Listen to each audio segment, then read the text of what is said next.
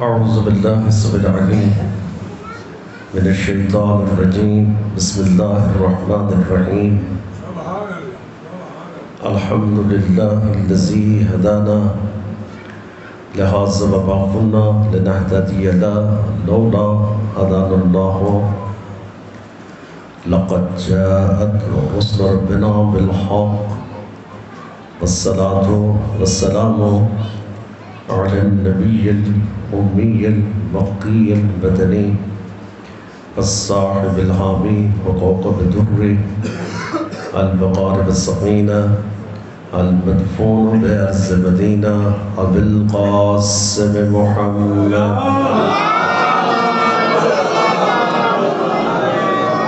وعلى آله الطيبين الطاهرين المعصومين ولعنة الله على أعدائهم أجمعين.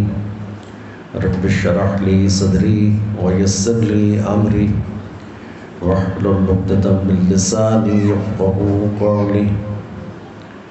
قال الله تبارك وتعالى في كتابه المجيد والفرقان الحميد وقوله الحق من يعتصم بالله فقد هدي إلى صراط مستقيم.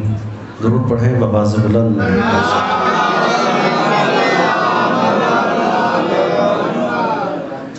ارشاد معصوم ہے ہم پر بلند آواز سے اس لیے درود پڑھو تاکہ تمہارے دلوں سے نجاست جاتی رہے، طہارت آتی رہے.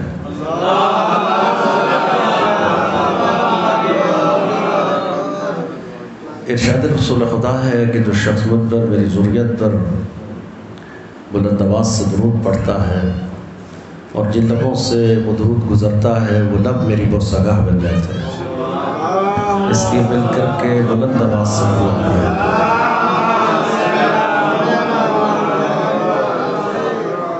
دعا ہے کہ پروردگار آپ تمام برادران ایمانی کی حاجتوں کو قبول فرمائیں اور جو تمنائیں ہیں، جو مرادیں ہیں، بارگاہ رب الحسین میں منظور و مقبول.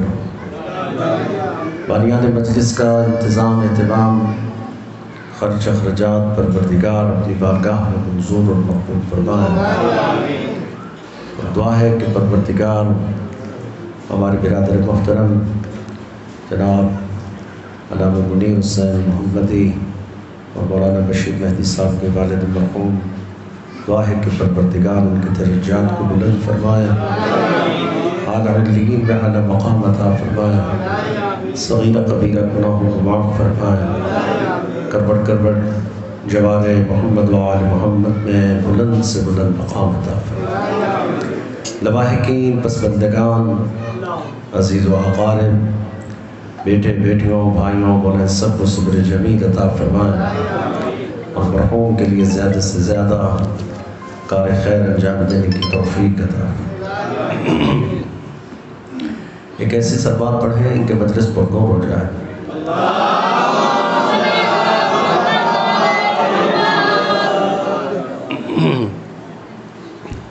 آپ کی واجب الاحترام خدمت میں کوئی زیادہ دیر زحمت نہیں دینا ہے.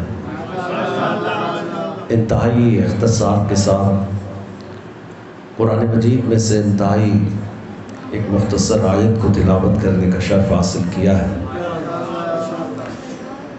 ارشاد الہی ہے من یعتصم باللہ فقد ہدی الی صراط مستقیم. جو بھی اللہ سے تمسک پیدا کرنا چاہتا ہے، توجہ ہے یا نہیں آپ کی؟ جو بھی اللہ سے تمسک پیدا کرنا چاہتا ہے، اس کو آسان کرتا ہوں، یعنی جو یہ چاہتا ہے کہ اللہ میرا ہو جائے اور میں اللہ کا ہو جاؤں. توجہ ہے کیا نہیں؟ تمسک کا آسان اور بالکل جو بہترین جملہ جو مفہوم ہے وہ میں نے آپ کی خدمت میں عرض کیا. یعنی یہی ہے کہ میں انی تارک فیکم الثقلین کتاب اللہ و عطرتی و اہل بیتی ما ان تمسکتم، اس حدیث میں بھی جو لفظ آیا وہ یہی آیا، ما ان تمسکتم۔ یہاں پر بھی وہی ہے کہ تم یہ چاہتے ہو کہ اہل بیت تمہارے ہو جائیں اور تم اہل بیت کے ہو جائیں، یعنی یہاں پر بھی اگر تم یہ چاہتے ہو کہ اللہ تمہارا ہو جائے اور تم اللہ کے ہو جاؤ۔ اللہ کو اپنا بنانے کے لیے انسان کیا کیا نہیں کرتا، کیا نہیں کرتا، عبادتیں کرتا ہے، ریاضتیں کرتا ہے، مناجاتیں کرتا ہے، کعبے کے طواف کرتا ہے، ساری ساری رات مصلی بچھا کے اللہ اللہ اللہ کے ورد کرتا ہے، تسبیحاں گھس گئے اللہ کا ورد کرتے کرتے، اور راتیں گھس گئیں اللہ اللہ کا ورد کرتے ہو، اور یہ ورد اسی نیت سے کیا جا رہا ہے کہ کسی طرح اللہ میرا ہو جائے۔ اور یہ ساری ساری رات جو اللہ کرتے ہیں، کیا ان پر کبھی کوئی وحی آئی، کبھی کوئی فرشتہ آیا، کوئی خبر دینے والا خبر لے کر آیا کہ بھائی تم نے بڑی عبادت کی، بڑی ریاضتیں کی، تم نے ساری ساری رات تسبیحات میں لے کے اللہ کیا، لہٰذا اب اللہ تیرا ہو گیا؟ توجہ ہے یا نہیں؟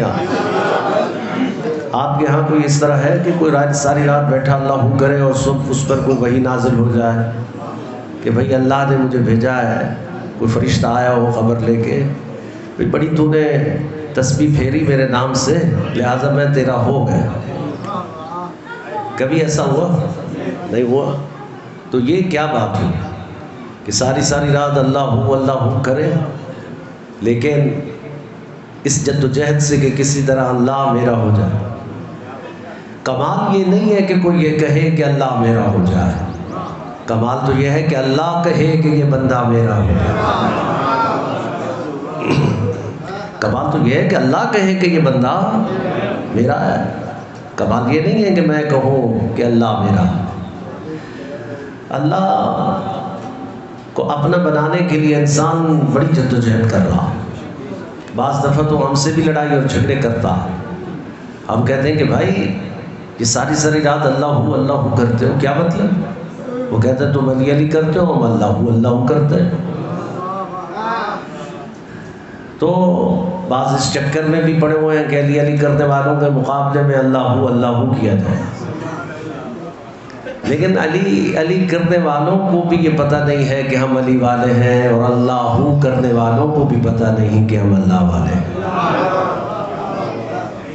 وہی تو کسی پر بھی بات نازل نہیں ہوتی ہے، لہٰذا اس چکر میں پڑے ہیں کہ کسی طرح اللہ میرا ہو جائے اور میں اللہ کا ہو جائے۔ ہم نے کہا پروردگار یہاں تو رفٹ ختم ہی نہیں ہو رہا، یہاں تو مسئلہ ہے کہ بڑھتا چلا جا رہا ہے، علی والے کہہ رہے ہیں ہم علی والے ہیں، اللہ والے کہہ رہے ہیں ہم اللہ والے ہیں، دونوں کی لڑائیاں اور جھگڑے بڑھ بڑھ کے ایک دوسرے کو پیش کر رہے، تو ہی فیصلہ فرما کہ تو ہے کس کا، تو ہی تو اس مسئلے کو حل کرنے والا ہے۔ تو پھر پروردگار کہتا ہے کہ بھائی اس قرآن کو کبھی آنکھیں کھول کر بھی پڑھا کرو، میں نے اسے اندھوں کے لیے تھوڑی بھیجا ہے کہ جو بھی اندھا ہو وہ اسے پڑھنے لگ جائے۔ تو جب بصیرت کے ساتھ، ادراک کے ساتھ، شعور کے ساتھ، فہم کے ساتھ تم قرآن کو پڑھو گے تو ہم نتیجہ دے دیں گے، اور جب تم بصیرت کے ساتھ میری نشانیوں اور میری آیات کو مطالعہ کرو اور پڑھو تو ہم نے تو واضح کہہ دیا کہ ہم کس کے ہیں۔ اس آیت میں اللہ نے یہ بتایا ہے کہ میں کس کا ہوں۔ من یعتصم باللہ فقط ہدی الی صراط مستقیم، جو یہ چاہتا ہے کہ اللہ میرا ہو جائے اور میں اللہ کا ہو جاؤں، تو میں اسے ایک انعام دیتا ہوں، میں اسے ایک گفٹ کرتا ہوں، ایک عطیہ کرتا ہوں، میں اسے ایک اعزاز دیتا ہوں۔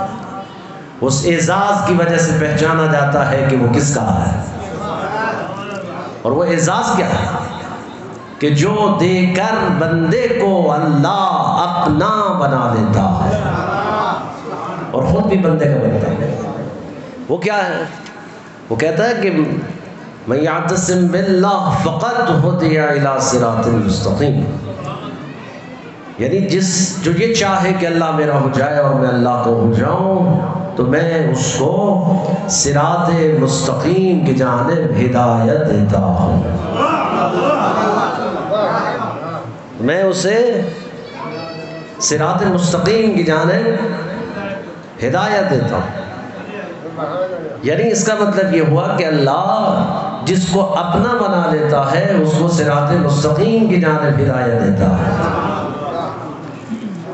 بنفس نفیس کیسا ہے کہ براہ راست یہ ہدایت ہے، اس میں کسی وسیلے کی ضرورت نہیں ہے، کیونکہ اللہ خود ہدایت دیتا ہے، اس میں کسی نبی کو، کسی ولی کو، کسی وصی کو وسیلہ بنا ہی نہیں رہا، یہ اللہ ہی کی مرضی و منشا ہے، وہ جس کو چاہے ہدایت دے، جس کو چاہے ہدایت نہ دے، یہ تو اس کی مرضی و منشا ہے۔ لیکن صراط مستقیم ایک ایسا اعزاز ہے کہ جس کی جانب خدا خود ہدایت دیتا ہے۔ مثلا قرآن مجید میں بہت سے مقامات پر صراط مستقیم کے ساتھ لفظ ہدایت ہے۔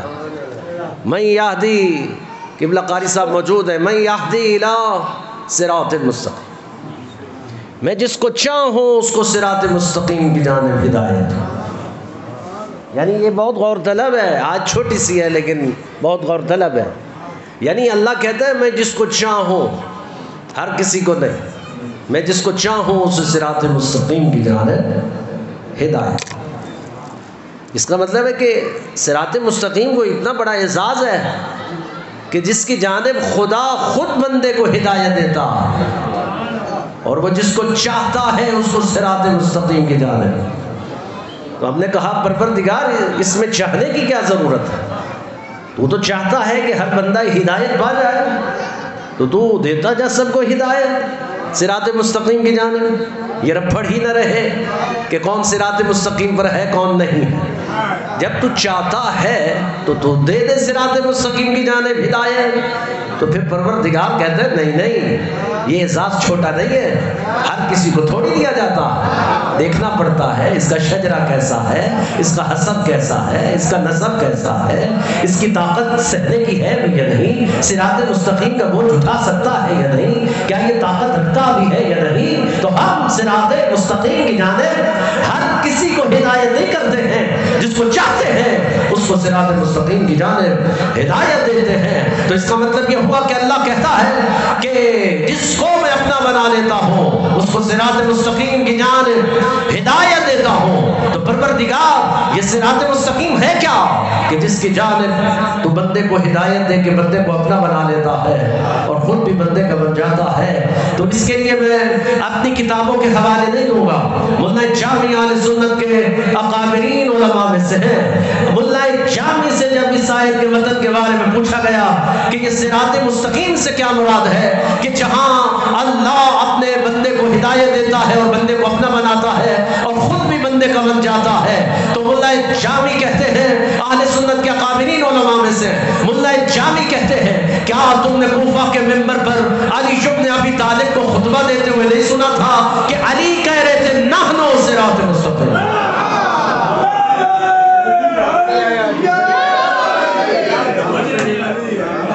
علی کہہ رہے ہیں نحنو صراط مستقیم، ہم صراط مستقیم ہیں۔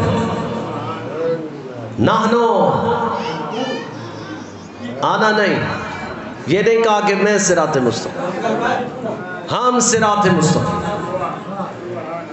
یعنی طے ہو گیا۔ کوفہ کے منبر پر علی نے یہ بتا دیا ہم صراط مستقیم۔ ہم سے کیا مراد ہے؟ صرف میں نہیں، میرے بعد حسن بھی صراط مستقیم ہے، حسین ابن علی بھی صراط مستقیم ہے، زین العابدین بھی صراط مستقیم ہے، محمد باقر خفی اور جلی بھی صراط مستقیم ہے، مہدی تک، یہ سب ہستیاں ہیں جو صراط مستقیم کا ایک سلسلہ ہے، نہ رکنے والا سلسلہ، تسلسل کے ساتھ رہنے والا سلسلہ۔ گویا کہ اب سمجھ میں آئی یہ بات کہ پروردگار کہنا کیا چاہتا ہے۔ اس کا آسان جو میں مظفر گڑھ کی زبان میں ترجمہ کر کے بتاؤں تو صرف سلیس زبان میں یہ بنتا ہے کہ اللہ کہنا یہ چاہتا ہے جس کو میں اپنا بنا لیتا ہوں اس کو علی والا بنا دیتا ہوں.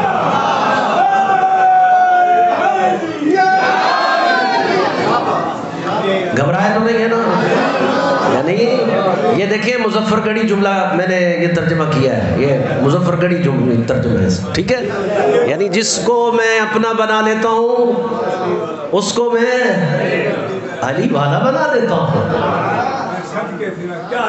تو اب یہ رپھڑ، اب یہ سارا رپھڑ تو قرآن نے ڈالا، ہم نے تھوڑی ڈالا. بھائی قرآن مجید سے ہی پوچھنا چاہیے نا کہ یہ رپھڑ آپ نے کیوں ڈالا. ہم نے تو اللہ والوں کو سمجھا یہ اللہ والے ہیں. یہاں تو سارا ہی مسئلہ الٹ ہو گیا. اللہ کہتا ہے کہ بھائی جس کو میں اپنا بناتا ہوں اسے میں علی والا بنا دیتا ہوں. علی والا ہی دراصل اللہ والا. اگر علی والا صحیح معنوں میں علی والا ہو تو، اگر وہ علی والا ہی نہ ہوا تو اللہ والا کیسے ہو سکتا ہے؟ یہ تو اعزاز ہے نا پروردگار کی طرف سے، ایک منصب ہے، ایک مقام دیا ہے. علی والا ہی دراصل اللہ والا ہے. اور علی والا کبھی بھی روز محشر اللہ کے سامنے شرمندہ نہیں ہوگا، کیونکہ علی نے کسی میدان میں ہمیں شرمندہ نہیں ہونے دیا. علی نے تو کسی میدان میں ہمیں شرمندہ نہیں ہونے دیا، چاہے وہ کوئی بھی میدان ہو، علم کا ہو، حلم کا ہو، زہد کا ہو، تقوی کا ہو، الہیات کا ہو، یا نہضتوں کا ہو، یا تحرک کا ہو، یا بیداری کا ہو. ہر میدان میں علی باکمال ہے، بشرف ہے.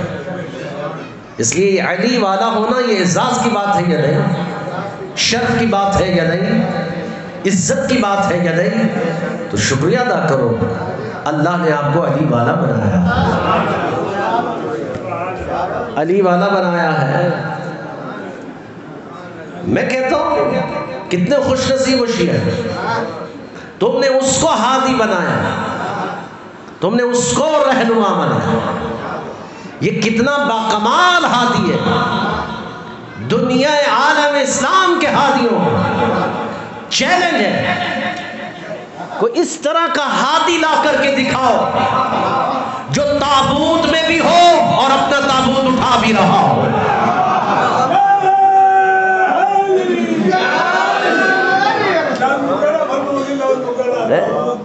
کائنات عالم کے تمام ہادیوں کو چیلنج ہے جو دنیا نے بنائے ہیں. کوئی ایسا ہادی لا کر کے دکھاؤ جو تابوت میں بھی ہو اور اپنا تابوت خود اٹھا بھی رہا ہو. یہ منصب اور یہ مقام کسی اور کے پاس ہے تو دکھاؤ.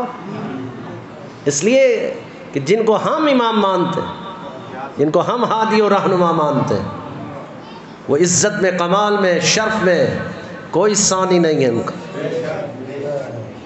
ہادی اس کو مانو، ہادی اور رہنما اس کو مانو جو رستہ دے سکے، صراط مستقیم کی منزل دے سکے. اب فرق تو ہے، دنیا نے جن کو ہادی بنایا وہ رستہ لے کے بھاگے. جب رستہ لے کے بھاگے تو ان کو یہ سمجھ نہیں آئی کہ رستہ معلوم کس سے کرنا. ان کو تو پتہ ہی نہیں چلا کہ جس سے رستہ پوچھ رہا ہوں یہ بیوی ہے یا اماں ہے. لیکن جس کو دنیا نے ہادی بنایا ان کی یہ صورتحال ہے. لیکن جس کو اللہ نے ہادی بنایا وہ منبر کوفہ پہ بیٹھ کے کہتا ہے سلونی سلونی قبل ان تفقدونی، پوچھو پوچھو کہ میں زمین سے بہتر تو آسمان کے راستے جا رہا ہوں.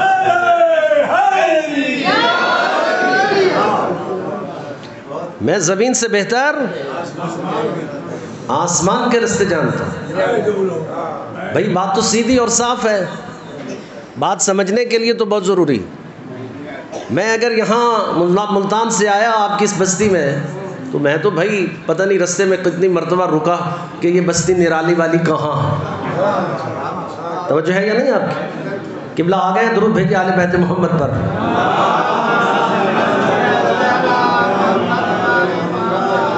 اب قاری صاحب کی چونکہ اپنی مجلس ہے، بانی مجلس ہے، والد صاحب کی برسی کی مجلس ہے، تو مجھے فرق نہیں پڑتا ہے، میں 4 گھنٹے تو پڑھ سکتا ہوں نا بیٹھ کے۔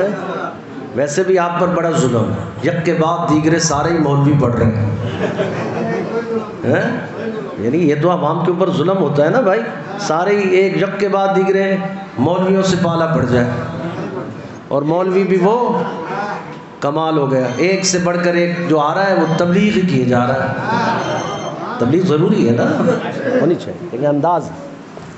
لیکن بس میں آپ کی خدمت میں کیا عرض کر رہا تھا، یعنی میں ادھر 3 مرتبہ رکا، بھائی بستی نرالی والی کہاں؟ تو سب لوگ کہا یار ادھر چلے جاؤ، یہ سیدھی بستی نرالی والی۔ لو اگر میں یہاں کا ہی ہوتا تو مجھے پوچھنے کی کیا ضرورت تھی، مجھے 3 مرتبہ رکنے کی کیا ضرورت تھی؟ ایسے ہے یا نہیں؟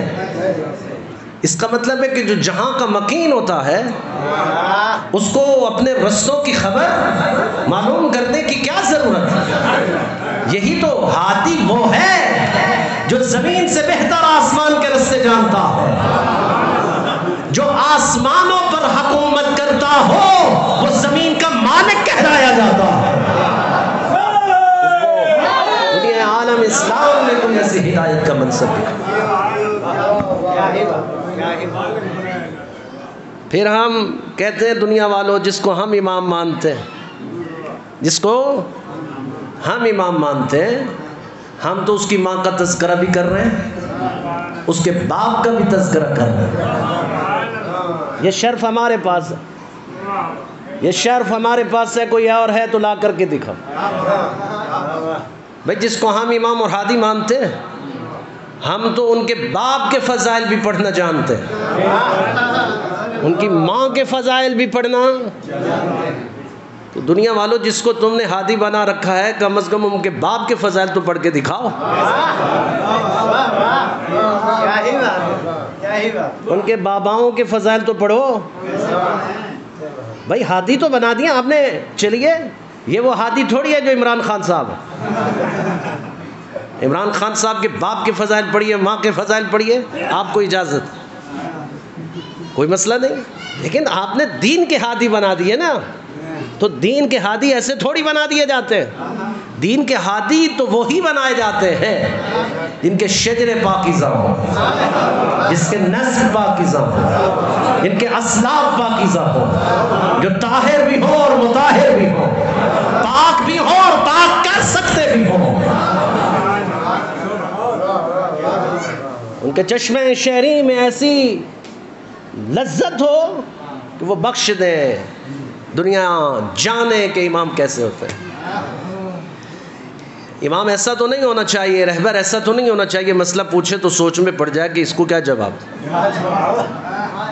ہادی اور امام تو وہ ہوتا ہے جو بتا دیتا ہے کہ بھائی ہم مسئلہ یہ ہے اور ہم آپ کو بتا رہے ہیں۔ وہ کہتا ہے مولا آپ کی زبان تو مجھے سمجھ میں نہیں آ رہی، تو امام نے ٹھبری اٹھائی، اپنے لوہا پہ دہن لگایا، اس کے منہ میں رکھ دیا۔ وہ کہتا ہے ایک زبان نہیں آتی تھی، اس ٹھبری کو چوسنے کے بعد 72 زبانوں کا میں ماہر ہو گیا۔ یہ تھوڑی بات ہے۔ ہادی اور رہبر تو بھئی ایسا ہونا چاہیے کہ جس کا لوہا بدہن اگر ٹھبری پر لگا کے منہ میں رکھ دیا جائے۔ نام بھی بتا دیں، ہاں نام بھی بتا دیں۔ امام حسن عسکری علیہ السلام کا واقعہ ہے، ان کے پاس ایک صحابی آیا، یحشے نام اس کا، اور امام کی خدمت میں آ کر کے کہتا ہے مولا میں بہت دور سے آیا ہوں، اپنی زبان میں امام سمجھ رہے ہیں کہ وہ کیا کہہ رہا ہے، لیکن وہ کہہ رہا ہے کہ مولا میں آپ سے جو کہنا چاہ رہا ہوں وہ تو آپ سمجھ رہے ہیں، لیکن آپ جو کہیں گے وہ میں سمجھ نہیں پا رہا۔ امام نے ٹھبری اٹھائی، اس کے منہ میں رکھی۔ امام نے کہا اب صرف تو میری زبان نہیں سمجھے گا، یہ جو بکری میں کر رہی ہے یہ بھی تجھے سمجھ میں آئے گا کہ یہ کیا کہہ رہے ہیں۔ یہ جو جانور بول رہے ہیں نا یہ بھی تمہیں سمجھ میں آئے گا کہ یہ کیا بول رہے ہیں۔ امام تو پھر ایسا ہونا چاہیے، رہبر اور ہادی تو اس طرح ہونے چاہیے۔ لہٰذا جن کو ہم مانتے ہیں ان کی ماؤں کے تذکرے بھی ہم کر کے دکھا رہے ہیں، ان کے باباؤں اور ان کے آقاؤں، ان کے آباء و اجداد کے تذکرے بھی ہم کر کے دکھا رہے ہیں، تو پھر تمہیں بھی حق ہے۔ تم نے جن کو مانا کم از کم ان کے ہی تذکرے کر کے دکھاؤ، ان کو لے کر کے آؤ. تم نے ہادی جو مانا ہے تو یہ شرف میرے مولا کے پاس ہے. ہر جنگ میں اپنا تعارف اپنے بابا سے کرواتے ہیں، کیونکہ علی جانتے ہیں کہ یہ بڑے نادان اور بے وقوف ہیں، یہ میرے بابا پر کفر کے فتوے لگاتے ہیں. لہٰذا علی نے بڑی سیاست کی. علی چونکہ بڑے سیاسی تھے، یاد رکھیے گا. اب بعد میں فتوے مت لگائیے گا کہ مولانا علی کو سیاسی بنا کے چلے گئے. اور سیاست ہمارا محور ہے، سیاست ہمارا دین ہے. سیاست نہ ہو تو دین میں کیا رہ جائے گا؟ علامہ اقبال نے کہا تھا چنگیزی فارغ ہو جاؤ گے. صوفی ہو، صوفی کبھی سیاست نہیں کرے گا. صوفی کو اپنے پیٹ سے غرض ہوگی، اپنے مال سے غرض ہوگی. وہ مصلی سے غرض رکھے گا، نمازوں سے غرض رکھے گا، مسجد کے کونے سے غرض رکھے گا. لیکن جو مجاہد ہوگا، مبارز ہوگا، نڈر ہوگا، بہادر ہوگا، وہ سیاسی ہوگا تو میدان میں اترنے کی صلاحیت رکھتا ہے. دین اور سیاست جدا نہیں ہے. اس لیے ہم نے ایک جدوجہد کی اس ملک کے اندر کہ ہم نے ایک جماعت بنائی جو مذہبی اور سیاسی جماعت. ہم نے کہا، لوگ کہہ رہے تھے کہ یہ سیاسی جماعت ہے لہٰذا اس سے کوئی تعلق نہیں ہے ہمارا. ہم نے کہا بھائی ہم سیاست کریں گے اپنے مذہب کے لیے کریں گے. سیاست مذہب کے لیے ہی کی جاتی ہے. تمام ائمہ نے سیاست کی اللہ کے لیے. سیاست اس لیے کی جاتی ہے کہ تم اللہ کہنے کے قابل ہو جاؤ. تو اللہ وحدہ لا شریک کہنے کے قابل ہو جاؤ. تم اللہ کی اطاعت کے قابل ہو جاؤ. تم اللہ کی معصیتوں سے بچ جاؤ. سیاست نظام ایک سسٹم ہے. نماز جمعہ کیا ہے؟ یہ سیاسی اجتماع ہے دین کا. تمہیں 4-5 میل سے بلا کر کے کیوں اکٹھا کیا جا رہا ہے؟ 5 میل سے آپ کو بٹھایا جا رہا لا کر کے. 5 میل تک کے لوگوں کو بلاؤ، ایک مسجد میں بٹھا دو. ان کو پیغام حق دینا ہے. ان کو بتاؤ ظلم کے خلاف آواز کیسے اٹھانا ہے. امام علی رضا علیہ الصلوۃ والسلام فرماتے ہیں خطیب جمعہ اگر اپنے خطبہ جمعہ میں وقت کے فرعون، وقت کے نمرود، وقت کے شداد، وقت کے مذہبی بلم بوراں، مذہبی بلم بورا تو جانتے ہیں نا آپ. اگر نہیں دیکھا تو فضل الرحمان کو دیکھ لیا. یہ وقت اب مذہبی بلم بورا ہے. آغا صاحب کو جانتے ہیں بلم بورا کون تھا، کیا کرتا تھا. اس کا آج اگر دیکھنا ہو تو مولانا فضل الرحمان خوب نقشہ کھینچ رہے ہیں آج کل. جب بھی چاہے دین کو سیاست کی بھینٹ چڑھائیں اور سیاست کو دین کی بھینٹ چڑھائیں، کوئی سمجھ میں نہیں ہے. لہٰذا یہ وقت کے مذہبی بلم بورا، وقت کے سیاسی فرعون، سیاسی نمرود جتنے بھی ہیں، ان کے خلاف ٹکر لینا، کھڑا ہونا، مزاحمت کرنا، ظلم کے خلاف ڈٹ کر، یہ خطیب جمعہ کی ذمہ داری ہونی چاہیے کہ وہ آگاہ کرے لوگوں کو. اگر وہ ایسا نہیں کرتا تو یہ سب سے بڑے دین سے خیانت کرتا. امام علی رضا علیہ السلام فرما رہے ہیں، امام علی رضا علیہ السلام فرماتے ہیں وہ جمعہ نہیں ہے، وہ جمعہ خان ہے.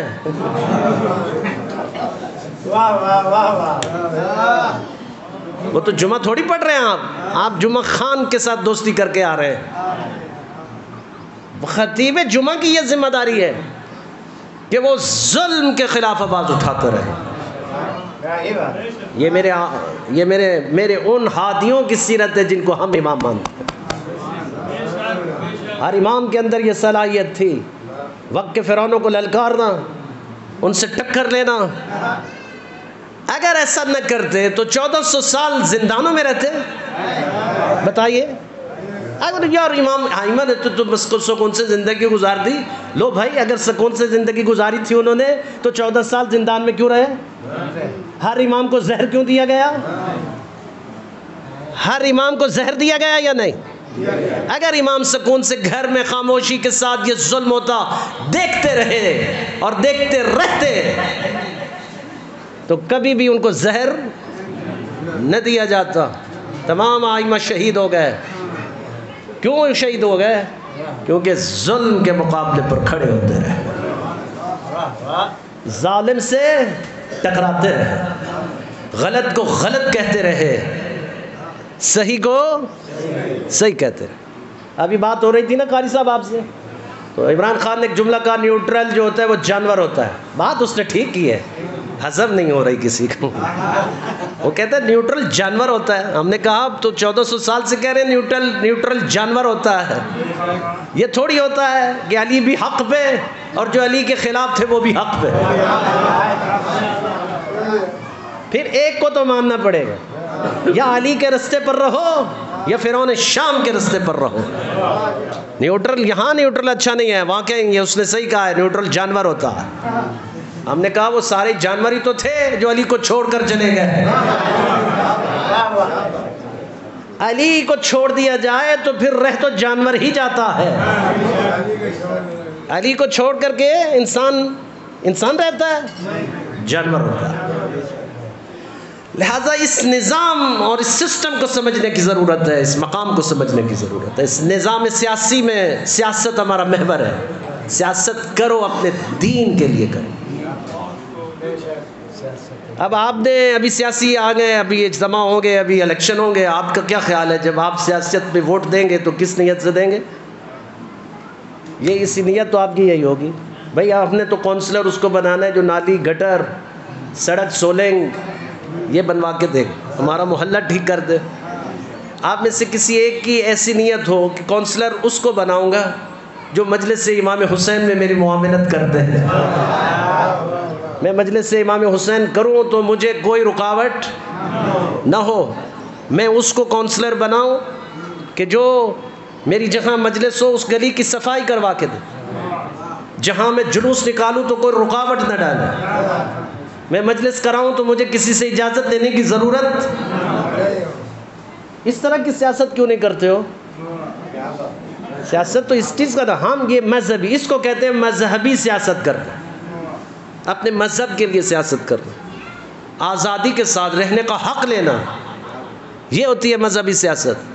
یہ چھوٹے لیول کی بات کر رہا ہوں، اوپر کے لیول کی باتیں اور ہیں۔ یعنی جب ہم اوپر کے لیول کی بات کر رہے ہیں تو ہم یہ کہہ رہے ہیں کہ بھائی جس اسمبلی کے اندر بیٹھ کر ہمارے خلاف منصوبے بنائے جاتے ہیں وہاں اسمبلی میں ہمارا نمائندہ بیٹھا ہو، اس لیے بیٹھا ہو کہ جب بھی کوئی ہمارے خلاف سازش ہو، کوئی ایک علی والا کھڑا ہو کر اس پورے دربار کو اس طرح ہلا دے جس طرح سید سجاد نے شام کے دربار کو ہلا دیا تھا۔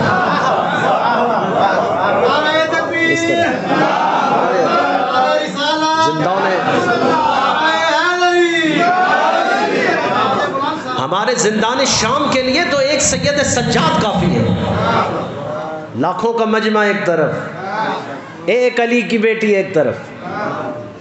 آج بھی یعنی ایک آواز ہو تو وہ ہزاروں آوازوں پر بھاری ہو جائے، اور ہم نے ثابت بھی کیا ہے، ہم نے ثابت کیا جب بنیاد اسلام بل اسمبلی میں پاس ہو رہا تھا، جہاں یہ منصوبہ بندی کی گئی اس بل کے اندر کہ خبردار اس بل کے اندر یہ شک ڈال دو کہ یہ جو رضی اللہ تعالیٰ عنہ ہیں آئمہ معصومین، ان کے ساتھ رضی اللہ تعالیٰ عنہ لگے، ان کے ساتھ علیہ السلام لکھنا جرم قرار دیا جائے۔ یعنی یہ باقاعدہ بل کے اندر یہ شقیں رکھی گئی کہ آپ امام علی علیہ السلام نہیں کہہ سکتے، آپ حسن علیہ السلام نہیں کہہ سکتے، آپ حسین علیہ السلام نہیں کہہ سکیں گے، آپ کیا کہیں گے؟ رضی اللہ تعالیٰ عنہ، آپ ان کے ساتھ یہ لکھیں۔ اس بل کے اندر یہ ڈالا گیا کہ رسول خدا کی 4 بیٹیاں یہ تسلیم کرنا پڑے گا، یہ بل کے اندر لکھیں گے شکیں، کوئی بھی اگر آئمہ معصومین کے مصائب پڑے تو یہ صحابہ پر شتم ہوگا، لہذا خبردار۔ یہ تمام شکیں ڈالی گئی، لو بڑے سج دھج کے اسمبلی کے اندر بل آیا اور پھر سب نے دستخط بھی کر دیے۔ اچھا ان جاہلوں نے پڑھا ہی نہیں کہ اس میں کیا لکھا ہوا ہے، سب نے دھڑا دھڑ سائن کر دیے۔ ان کے پاس وقت کہاں ہوتا ہے، وہ تو ویسے ہی دین سے آر لوگ ہوتے ہیں، ان کو دین سے کیا غرض۔ سب نے کہا بھائی اچھا ہے بنیاد اسلام بل ہے تو بھائی اسلام کے خلاف کون بات کرے گا، لہذا جلدی جلدی سائن کر دی۔ لیکن جب پڑھے لکھوں کے پاس آیا، ہمارے علی والوں کے پاس وہ بل آیا اور علی والوں نے جب اس کو پڑھا تو ان کے رونگٹے کھڑے ہو گئے کہ بھائی اس میں کیا لکھا آپ نے؟ تو بہت ساری شکیں تھی جس پر ہم نے ہنگامہ کھڑا کیا، شور مچایا، اور وہی بل اٹھا کر کے اسمبلی سے باہر پھینکوا دیا، دنیا کو بتا دیا کہ اگر ایک سیاسی نمائندہ اسمبلی میں بیٹھا ہو تو وہ شیعان حیدر کرار کے مذہب کا اس طرح دفاع کرتا ہے جس طرح کرنے کا حق ہے۔ تو پھر کیا خیال ہے؟ دین کو سیاست کے طور پر لائیے، سیاسی دین، آپ کا دین سیاسی، مذہبی اور سیاسی دین، یہ سیاسی بنیاد ہے ہمارا۔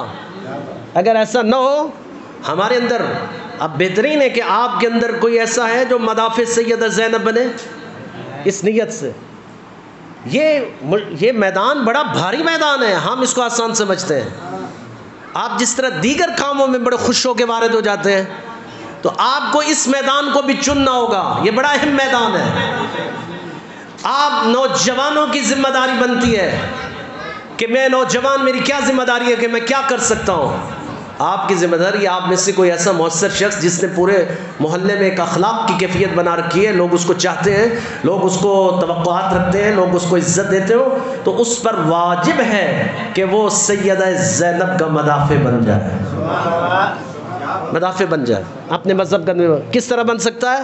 اس کو الیکشن میں کھڑا ہونا چاہیے، اس کو الیکشن میں جانا چاہیے، اس کو میدان سیاست منتخب کرنا چاہیے، اس کو سیاسی تدبیر کے ساتھ سلیکٹ ہونا چاہیے۔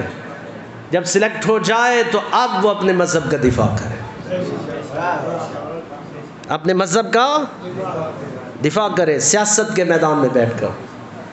وہ کبھی آپ نے سنا ہوگا نا کہ چوکی دار کا کیا کام ہوتا ہے؟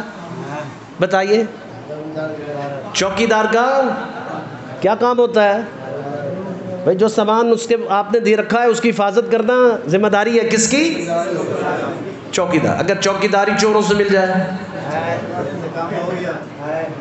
اگر چوکی داری چوروں سے مل جائے تو پھر کیا ہوگا؟ بیڑا غرق ہوگا یا نہیں ہوگا؟ تو یہی ہوگا، ہمارے ساتھ یہی ہو رہا ہے، ہمارے ساتھ ہو بھی یہی گیا۔ ہاں، جو اسلام کے ٹھیکے دار جن کو ہم سمجھتے تھے کہ اسلام کے چوکی دار ہیں، وہی چوروں سے مل گئے۔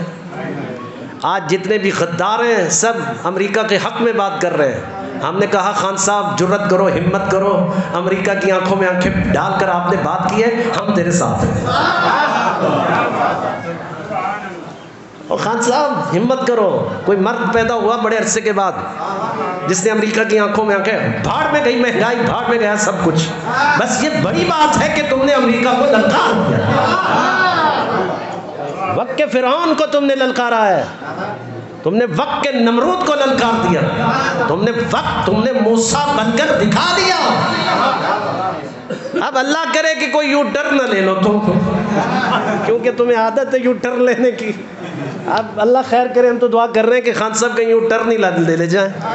لہٰذا بہت اہم ہے کہ ہم خان صاحب کے لیے دعا گو ہیں کہ خان صاحب ہمت کرو، امریکہ کی آنکھوں میں آنکھیں ڈال کر بات کی ہے تو اب آگے بڑھو۔ انشاءاللہ تم نے وقت کے فرعون کو للکار دیا ہے، کوئی مسئلہ نہیں ہے، اگر ایران کو روزی روٹی مل رہی ہے تو ہمیں بھی مل جائے گی۔ ایران بھوکا مر گیا؟ ایران ختم ہو گیا؟ ایران ملیا میٹ ہو گیا؟ نہیں، آج بھی ایران سے ڈرتے ہیں۔ ایران ایک مرتبہ کہتا ہے تیری ایسی کی تیسی، تو پھر کیا ہوتا ہے؟ پتہ چل جاتا ہے کہ ہم کیا ہیں، جرت نہیں ہوتی۔ امام خمینی نے کہا تھا امریکہ کی مثال اس کتے کی طرح ہے جس کو اگر آنکھیں دکھاؤ گے تو وہ دور بھاگے گا، ڈرو گے تو وہ تمہارے پیچھے بھاگے گا۔ امریکہ ہی اصل ہمارا دشمن ہے۔ اسرائیل اور امریکہ یہ دونوں مل کر ہماری جڑوں کو کاٹ رہے ہیں، ان کے خلاف ہمیں مزاحمت کے لیے کھڑا ہونا ہوگا۔ ہماری مجالس کے محور میں یہ بات بہت اہم ہے کہ ہونی چاہیے تھی ہماری مجالس میں۔ خطیب خیانت کرتا ہے، ذاکر خیانت کرتا ہے، یہ بات کیوں نہیں کرتے ہو ممبر پر؟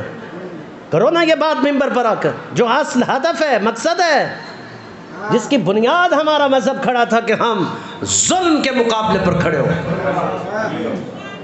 ہم ظالم کی آنکھوں میں آنکھیں ڈال کر بات کرنے والے، ثابت کریں کہ ہم علی والے ہیں۔ علی کو جب امام مان لیا تو پھر عملاً بھی تو دکھاؤ کہ ہم علی والے ہیں، عملاً ثابت کیسے ہوگا کہ تم علی والے ہو؟ بات پھر وہیں آ گئی، عملاً کیسے ثابت ہوگا تم علی والے ہو؟ ہاں اگر تم میں کوئی میثم تمار بن جائے تو ولی والا ہے، اگر تم میں کوئی میثم تمار بن جائے تو وہ علی والا ہے۔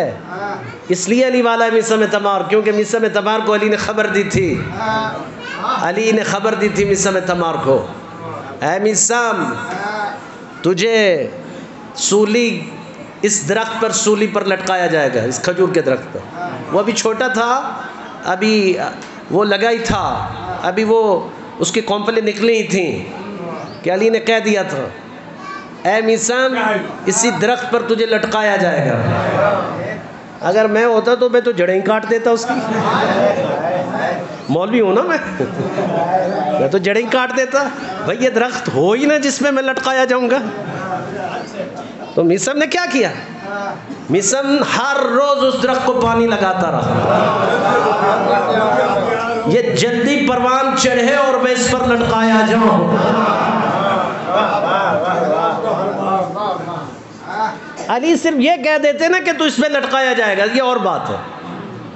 علی نے کہا تھا میثم میری مودت میں تجھے اس پر لٹکایا جائے گا، میری محبت اور مودت میں تجھے اس پر لٹکا دیا جائے گا۔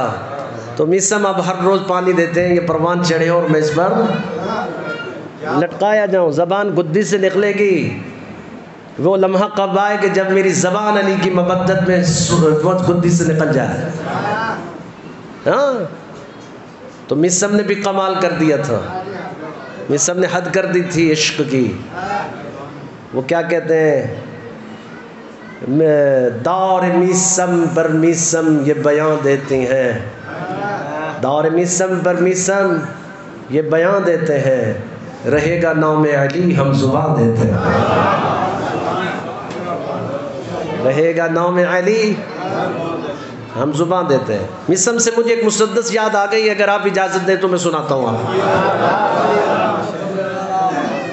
اے میثم کو زور بیان دینے والے، اے میثم کو زور بیان دینے والے، قاری صاحب جاگ رہے ہیں نا، جاگ کے سنیے گا، لطف آئے گا۔ اے میثم کو زور بیان دینے والے، مجھے تر زبان دے زبان دینے والے، مجھے تر زبان دے زبان دینے والے۔ علی کی ولایت سے انکار کیسا، علی کی ولایت سے انکار کیسا، زبان دے چکے ہیں زبان دینے والے،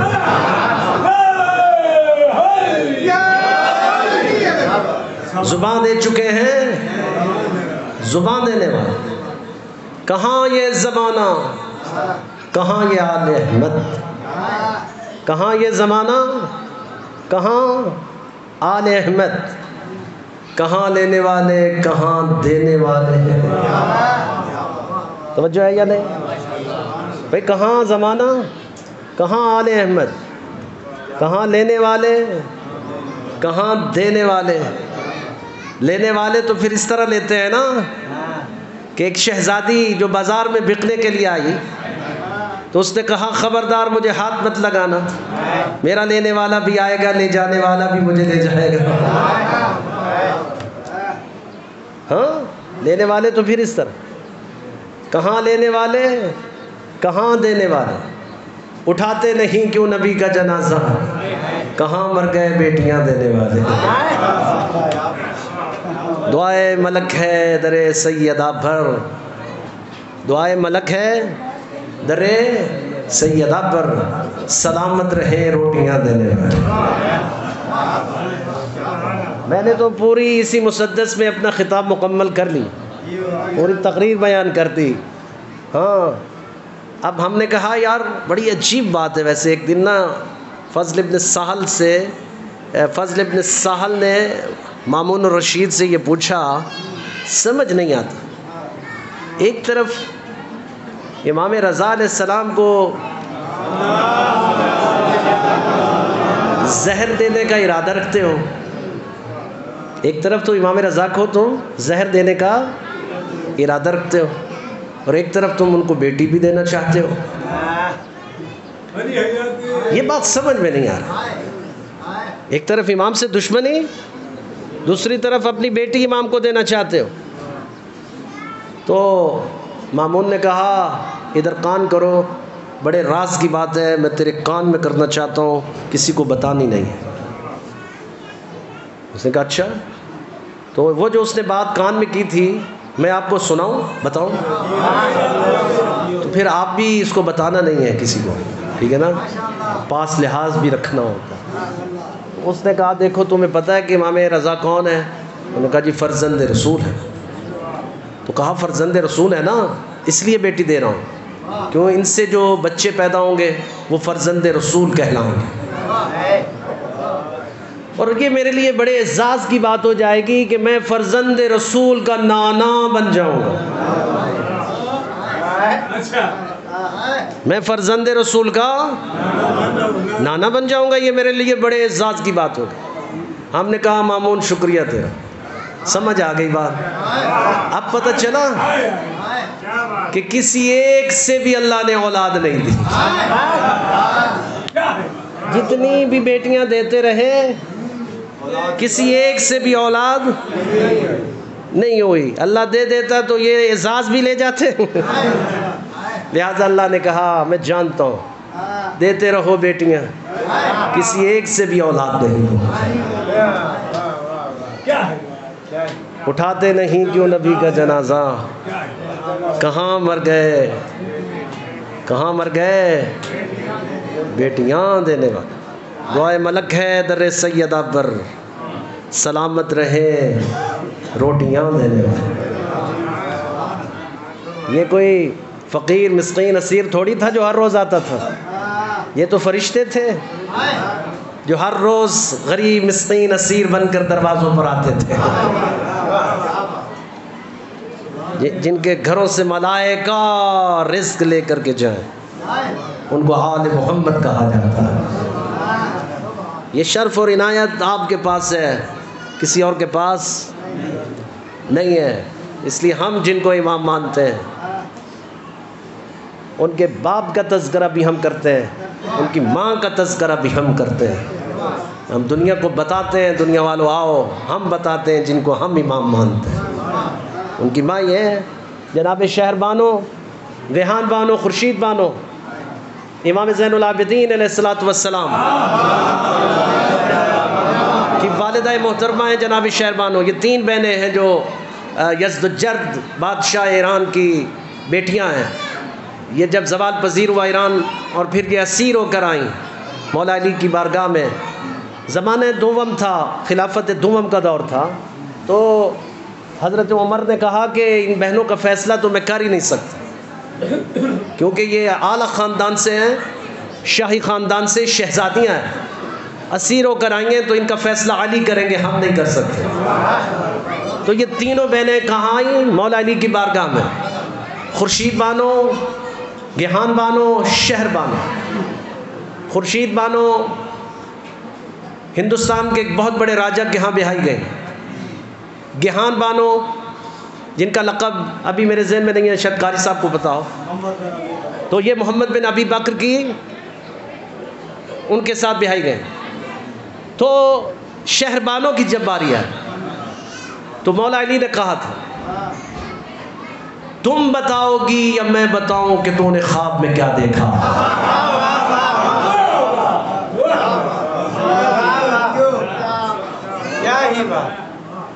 تو جناب شہر بانو نے کہا تھا اے مولا میں کیا بتاؤں، میں خواب میں کالے برقعے والی بی بی کو دیکھتی ہوں جو مجھے کہتی ہے کہ شہر بانو میں نے تجھے اپنے حسین کے لیے منتخب کیا، تجھے اس وقت تک قائم رہنا ہے جب تک کہ تیری نسل سے میرا باہرواں مہدی نہ آئے. تو جناب شہر بانو کی نسل سے امام مہدی ہیں، امام زین العابدین علیہ الصلوۃ والسلام کی عصمت پروردہ میں ہم یہ سادات ہیں، ہم پوری نسل سادات اسی بی بی مطہرہ کے یہ شرف ملا ہے جناب شہر بانو کو. یہ مقام کسی اور کے پاس نہیں. کر کے دکھاؤ، ہم کر رہے ہیں نا. جن کو تم نے ہادی بنایا، رہنما بنایا، ان کے تذکرے اس طرح کرو ہمیں بھی سمجھ آئے. کہ واقعاً تم کسی منزل پر کھڑے ہو، کسی مقام پر کھڑے ہو، تو یہ مقام خدا نے ہمیں دیا، یہ شرف ہمیں دیا. ہم علی والے ہیں، ہم علی والے ہیں، اور علی والے ہم بنا کر ثابت بھی کر دیتے ہیں کہ ہم علی والے ہیں. علی والے ثابت بھی کرتے ہیں کہ ہم علی والے ہیں. کب ثابت کرتے ہیں؟ جب مشکل وقت آ جائے. علی والا مشکل وقت میں علی والا ہونا ثابت کر دیتا ہے، ورنہ دوسرے تو فقط نعرے لگاتے رہتے ہیں، کیونکہ ان کا نعرہ ہی شعار ہے، ان کا سر شعار ہے. ان کو سریلے لوگ اچھے لگتے ہیں، ان کو بڑی بڑی مجلسیں اچھی لگتی ہیں، ان کے بڑے بڑے فن خواں اچھے لگتے ہیں، ان کو ریل پیل اچھی لگتی ہے. وہ مداری مت بناؤ، آزاداری کو آزاداری بناؤ. یہ دھوکے مت دو ہمیں، آزاداری کے ساتھ کھلواڑ مت کرو. آزاداری ہمارا نقطہ شرف ہونا چاہیے، کیونکہ آزاداری کے متعلق میں نے یہ پڑھا، آیت اللہ انصاریان نے بھی بیان کیا کہ آزاداری کوئی معمولی شرف نہیں ہے. جہاں تم عزائے حسین برپا کرتے ہو، چاہے وہ گلی ہے، کوچہ ہے، وہ گھر ہے، یا کوئی بھی جگہ ہے، جس جگہ پر تم ذکر حسین کرتے ہو، ہم اس جگہ کو سدرۃ المنتہا بناتے ہیں.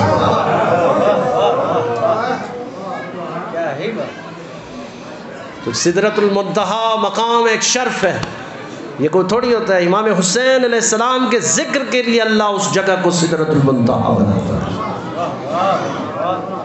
کیونکہ حسین کا ذکر شروع ہی سدرۃ المنتہا سے ہوا.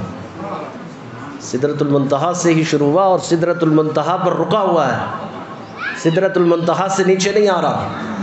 اس لیے جہاں پر بھی تم ذکر حسین کرو وہ سدرۃ المنتہا بن جاتا ہے. اس لیے اس کے ساتھ دو نمبری اچھی نہیں ہے، اس کے ساتھ کھلواڑ اچھا نہیں ہے. ایک ذاکر اہل بیت پچھلے دنوں بڑا اچھا مجھے ایک نام لگا ان کا، اور خدا ان کی توفیقات خیر میں اضافہ کرے. ہم نے ان کو خراج تحسین پیش کیا کہ یہ بڑا اچھا کیا ہے آپ نے. جنگ کے تھے مشتاق شاہ صاحب، وقت اذان ہوا تو انہوں نے اذان کے ادب میں مجلس کو روک لیا اور پھر سارے مجمع کو اٹھا کر لے گئے کہ آؤ پہلے مقصد حسین پورا کر لو، پھر آگے بڑا قصیدہ سناؤں. مومنین پہ خوش ہو گئے کہ واقعاً بھائی کو بڑا قصیدہ سنیں گے ہم، تو اچھی بات ہے، اچھا کیا ہے.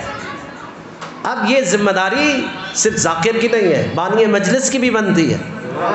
بنتی ہے یا نہیں بنتی؟ بانی مجلس کو چاہیے کہ وہ وقفہ رکھے نماز کا. اگر نماز کا وقفہ نہیں رکھا تو تم نے سدرۃ المنتہا سے گر گئے. تم سدرۃ المنتہا پر اب نہیں رہے ہو، اب تم اس حسین کا ذکر نہیں کر رہے ہو، اب تم اپنے نفس، اپنی چاہت کا ذکر کر رہے ہو.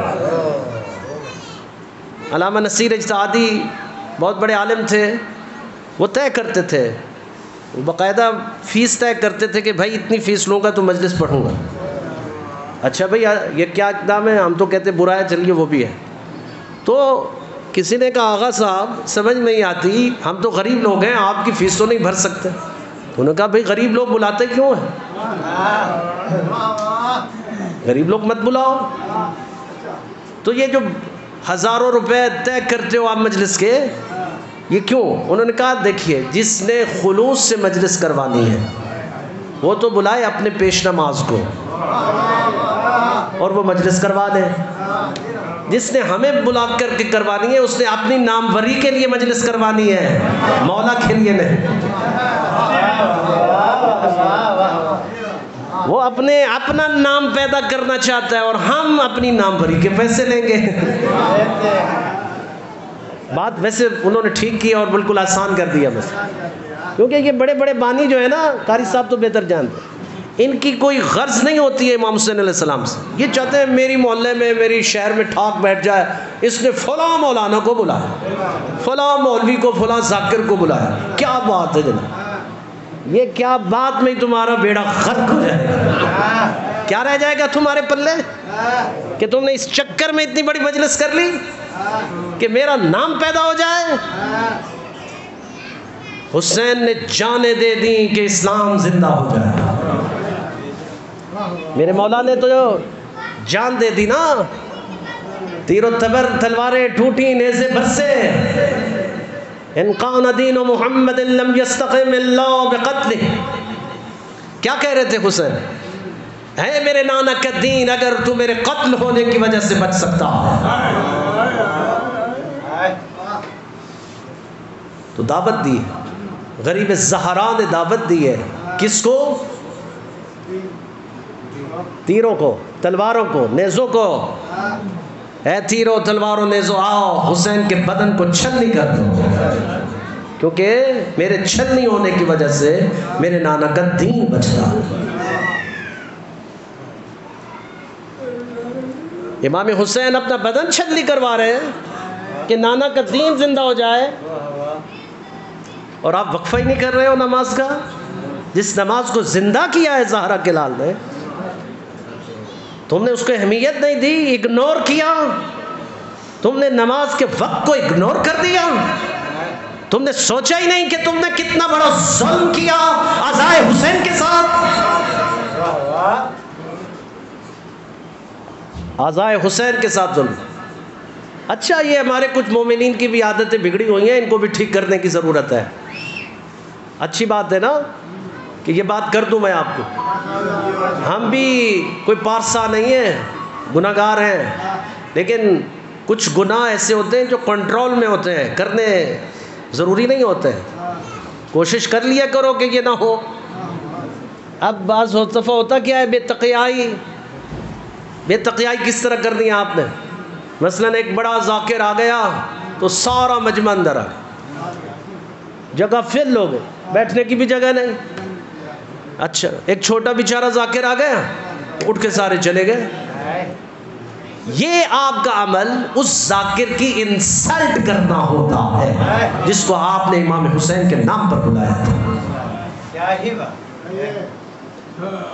انسلٹ کی آپ نے اس کی، آپ نے اگنور کیا، آپ نے بے تقیائی کی. چلو ایک دو جس کو تکلیف ہے وہ چلا جائے، سارے اٹھ کے چلے گئے. اچھا چلے کہاں گئے؟ گھر نہیں گئے، باہر گٹر پر کھڑے ہو گئے. کتنی عجیب قوم ہے یہ، سدرۃ المنتہا چھوڑ کر گٹر پر کھڑے ہونے جا رہے ہیں.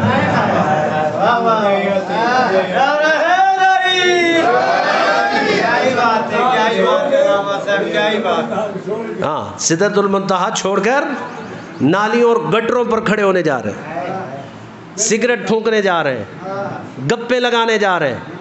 تو وہاں جا کے تم قرآن مجید کی تلاوت تھوڑی کرو گے، کوئی دو چار بندوں کی غیبت کرو گے، جو پڑھ گیا اس کی غیبت کرو گے. یہ صحیح نہیں پڑھا اس نے، یہ ایسے بونگیاں مار گیا، یہ فلاں کر گیا، یہ فلاں کر گیا، اس نے غلط روایت پڑھی. یہ ساری بحثیں ادھر بیچارے گٹروں پہ کھڑے ہو کے کر رہے ہیں. اچھا پھر ان کے منہ پہ نہیں، اگر جس نے پڑھا تو اس کو پکڑ تو لو، اس سے پوچھو تو صحیح کہ کیا پڑھ کے جا رہے ہو. یہ بھی جرت نہیں ہے. بس یہ شعر ہیں پیٹھ پیچھے بات کرنے کے، ماہر ہیں ہم. جو چلا گیا اس کی خیر نہیں، جو ہے نہیں اسی کی خیر نہیں. تو ٹھیک کرنی پڑیں گی عادتیں اپنی. میں یہ آپ کی طرف نہیں، پورے ملک میں اسی طرح باتیں کرتا ہوں اور سب کو سمجھاتا ہوں کہ بھائی خدا کا نام لو، سیدھا کر لو، اپنے آپ کو ٹھیک کر لو.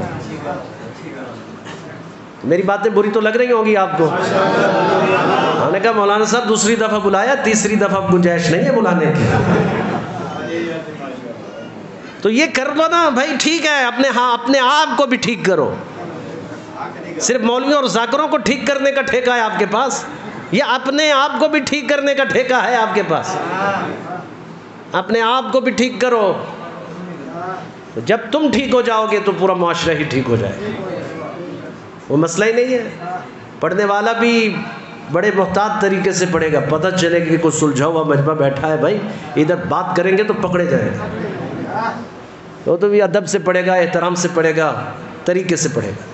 یہ ہونا چاہیے نا انداز. آپ بہتر کیجیے. سدرۃ المنتہا پر آئے ہیں تو سدرۃ المنتہا پر بیٹھیے. یہ معمولی بات نہیں ہے، کیونکہ آیت اللہ انصاریان صرف یہاں تک نہیں رکے. کسی نے کہا مولا، کہا آغا جان سدرۃ المنتہا بن جاتا ہے وہ مقام جہاں ذکر حسین ہو؟ کہا نہیں، عرش مولا بن جاتا ہے. وہ جتنی بار بھی پوچھتا تو اس سے بڑے مرتبے ہی ملتے اس کو، کیونکہ حسین کے ذکر میں تنزلی نہیں ہے، زوال نہیں ہے، عروج ہے، عروج. پھر ایک روایت پہ بڑا پکا عقیدہ ہے مومن کا کہ مردوں میں امام زین العابدین آتے ہیں، خواتین میں سیدہ زہرا آتی ہیں۔ تو جب آپ کا یہ عقیدہ ہو کہ میرا وقت کا امام آیا ہے، امام زین العابدین مولا آئے ہیں، تو تم ان کو چھوڑ کے جا رہے ہو؟ تم سیدہ کو چھوڑ کر جا رہے ہو؟ عقیدے رکھو تو پھر عقیدوں کا لاز بھی رکھو، پاس بھی رکھو۔ یہ تھوڑی ہوتا ہے کہ عقیدے صرف بیان کرنے کے لیے ہو، نہیں، عقیدے ثابت کیے جاتے ہیں، عقیدے ثابت کرنے پڑتے ہیں، پھر جا کے کہیں منزل اور مقام ملتا ہے۔ تو یہ شرف ہے، کتنے تم خوش نصیب ہو کہ تمہاری مجلس میں میرا چوتھا امام ہوتا ہے، اور تمہیں معلوم ہے کہ میرا چوتھا امام کہاں آتا ہے۔ پہلے تو تمہارے لیے یہ بڑا اعزاز ہے جب مجلس حسین برپا ہو تو میرا چوتھا امام دہلیز پر کھڑا ہوتا ہے، ہر ایک سے مصافحہ کرتا ہے، ہر ایک سے مصافحہ کرتا ہے، میرا مولا مصافحہ کرتا ہے۔ خدا کی قسم جب دہلیز پہ داخل ہونے لگو نا تو تھوڑا سا سروں کو جھکا کے، تھوڑا سا ادب سے، احترام سے، اکڑ اکڑ کرنا آیا کرو امام بارگاہوں کے اندر، عاجزی کے ساتھ، انکساری کے ساتھ آیا کرو۔ امام کی بارگاہ میں جا رہے ہو نا، یعنی یہ محضر امامت ہے، محضر امامت میں جھک کے جانا پڑتا۔ اکڑ خانیاں اپنے گھروں میں رکھ کر آؤ، یہاں عاجزی دکھاؤ، عاجزی۔ میرا چوتھا امام تمہارا استقبال کرتا، تمہارے ساتھ مصافحہ کرتا، تمہارا شکریہ ادا کرتا اور کہتا ہے اے میرا عزادار، اے میرا ماتمدار، میں زین العابدین تمہارا مشہور ہوں، میں تمہارا ممنون ہوں، تم ان کو رونے آئے ہو جن کی لاشوں پر کسی کو رونے نہیں دیا گیا، تم ان کو رونے آئے ہو نا جن کی لاشوں پہ کسی کو رونے نہیں دیا گیا۔ میں سجاد تمہارا ممنون ہوں، مشکور ہوں، اور صرف میں نہیں ہوں، میری دادی زہرا بھی تمہارا شکریہ ادا کرتی۔ کتنے خوش نصیب ہو آپ کہ سیدہ زہرا تمہارا شکریہ ادا کرتی۔ اور بعید ہے کتنے خوش نصیب ہو کہ تمہاری آنکھوں سے نکلنے والے آنسو یہ بیکار نہیں جاتے، سیدہ زہرا کے رومال کی زینت بن جاتے ہیں، بی بی کے رومال کی زینت بنتے ہیں یہ آنسو۔ یہی وجہ ہے روز محشر جب آواز آئے گی اے لوگوں اپنی آنکھوں کو بند کر لو، نبی کی بیٹی زہرا آ رہی ہے، ایک ہاتھ میں عباس کے کٹے ہوئے بازو، دوسرے ہاتھ میں اصغر کا جلا ہوا کرتا، اور ایک ہی سوال کرے گی اہل محشر سے، اے خدایا میں اس اہل محشر سے ایک ہی سوال کرنا چاہتا ہوں کہ مجھے ان سے پوچھ کے بتا میرے اصغر کا کیا جرم تھا، میرے عباس کا کیا جرم تھا۔ ممنون ہے، مشکور ہے رسول کی بیٹی زہرا، بس عزاداران مظلوم کربلا۔ یہی وجہ ہے جناب زہرا حسین کے تذکرے آسمانوں پر ہوتے رہے، خود شہادت حسین سے پہلے ہوتے رہے، نبی مرسل ذکر کرتے رہے، خود رسول خدا ذکر کرتے رہے، اور بطن زہرا میں حسین تھے تو رونے کی آوازیں آتی تھی، کھانا کھاتی سیدہ تو آواز آتی اماں آپ کھانا کھا رہی ہیں میں بھوکا مارا جاؤں گا، اماں آپ پانی پی رہی ہیں میں پیاسا مارا جاؤں گا۔ آئی بابا کے پاس، بابا جان جب سے یہ بچہ میرے بطن میں آیا عجیب عجیب آوازیں آتی ہیں، میں کھانا کھاتی ہوں آواز آتی ہے اماں میں بھوکا مارا جاؤں، کبھی آواز آتی ہے اماں میں پیاسا مارا جاؤں، تو پھر رسول خدا زہرا کو زمین پہ بٹھا دیتے اور حسین کے مصائب شروع کر دیتے، کہا زہرا یہ عام بچہ نہیں ہے، یہ حسین ہے، یہ کربلا کے چٹیل صحرا پر مارا جائے گا، 3 دن کا بھوکا پیاسا ہوگا۔ جب پورے مصائب رسول خدا بیان کیے تو صرف اتنا کہا نہ بابا جان میں صرف اتنا پوچھنا چاہتی ہوں کہ میرے مظلوم بیٹے کے غم میں کوئی رونے والا بھی ہوگا یا نہیں؟ تو رسول خدا نے کہا تھا زہرا اللہ ایک ایسی قوم پیدا کرے گا جو صبح سے لے کر شام تک تیرے مظلوم بیٹے کے غم میں رویا کرے گی، تو صرف اتنا کہا اچھا بابا اگر ایسا ہے تو میں زہرا وعدہ کرتی ہوں میں اس وقت تک جنت میں نہیں جاؤں گی جب تک کہ میرے حسین کا عزادار نہیں جائے۔ عزاداری ایک مقام ہے، عزاداری ایک شرف ہے، عزاداری معمولی نہیں، بس عزاداران۔ بس دو جملے اور میں قاری صاحب کو زحمت دو، بس اتنا عرض کروں، اگر حسین نہ ہوتے تو اسلام نہ ہوتا، زینب نہ ہوتی تو حسین نہ ہوتا، زینب نہ ہوتی تو حسین نہ ہوتا۔ حسین نے اسلام کی لاج رکھی، زینب نے حسین کی لاج رکھی۔ زینب شریکت الحسین ہے لیکن حسین شریکت الزینب نہیں، حسین شریکت الزینب نہیں ہے لیکن زینب شریکت الحسین۔ پوری کربلا پالی ہے زینب نے حسین کے لیے، اکبر پالا، قاسم پالا، اور محمد پالے، عباس پالا، پوری کربلا تو پالی ہے زینب نے حسین کے لیے، اور پوری کربلا پال کے لیے زینب نے حسین۔ زینب شریکت الحسین۔ 28 رجب سے لے کر 28 رجب سے لے کر عصر عاشور تک زینب حسین کے ساتھ ہے، لیکن عصر عاشور سے لے کر واپسی مدینہ تک زینب تنہا، اکیلی زینب۔ عزادار بیٹھے ہیں، ماتمی نوحہ خان تشریف فرما ہوں گے، مجھے ایک سوال کا جواب دے سکتے ہو؟ حسین کتنے دن پیاسے رہے؟ کتنے دن؟ 3 دن۔ تاریخ نہیں بتا سکیں کہ زینب کب سے پیاسی تھی اور کب تک علی کی بیٹی پیاسی رہی، تاریخ نہیں بتا سکتی، کوئی نہیں بتا سکتا کب تک علی کی بیٹی پیاسی رہی۔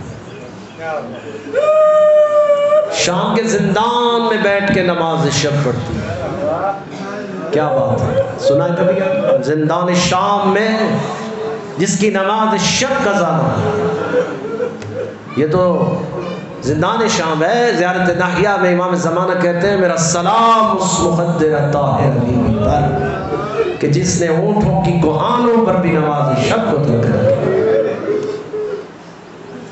وہ بھی شام کے زندان میں بیٹھ کے نماز شب پڑھتی ہیں۔ سید سجاد کہتے ہیں بھپی اماں اٹھ کے پڑھیے، آپ کا عمل نمونہ ہے۔